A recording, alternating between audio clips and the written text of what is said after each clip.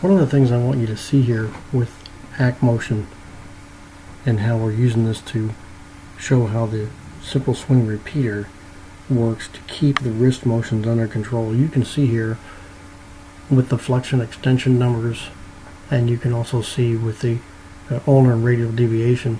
You can see in this the number of movements in the graphs. There's very little movement from address to the top of the swing and back to impact.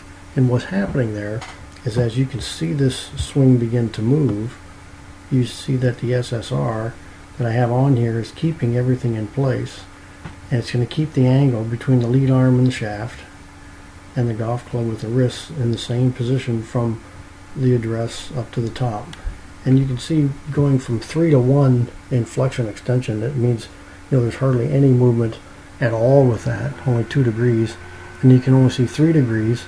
In this case, we're actually adding some ulnar deviation to this, and instead of having a big hinge that everybody talks about, where that number would go way positive if I had a lot of that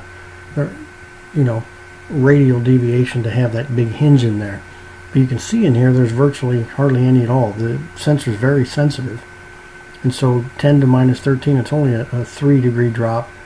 And then you can see from 3 to 1, so not much motion going on here.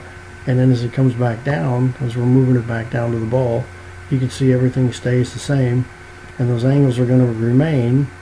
And now the right arm is going to help swing this club back around the other side. We're maintaining the swing plane all the way around, and then as it gets to the other side, we're keeping those angles the same as they go. So you can see, and this one, there's a little bit, you can see extension after impact, and I could feel it pressing on the brace just a little bit, which typically we don't want to have any of that. We're trying to narrow it down, but you can really see here where my cursor is.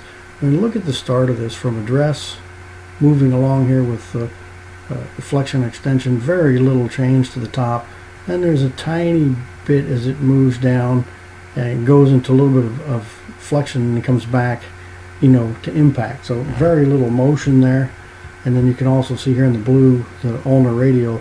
I mean, from address moving back to the top, very little movement, and then coming back to impact. So we're looking at those numbers being kept very much the same, and that's how we're going to gain the ball control that you need, and that's how we're going to gain the consistency and the repetition that you want in these shots, by having the simple swing repeater help you maintain the angles of the wrists and the shaft throughout the swing, which are going to allow you to keep the club on plane. It's going to allow you to repeat the contact over and over.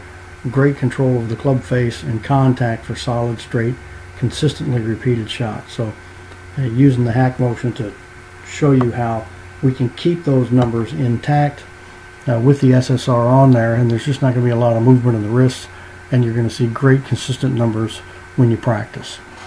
Pete Buchanan from Plain Simple Golf. Thanks for listening in, and if you need any help with your game, come find us at plainsimplegolf.com.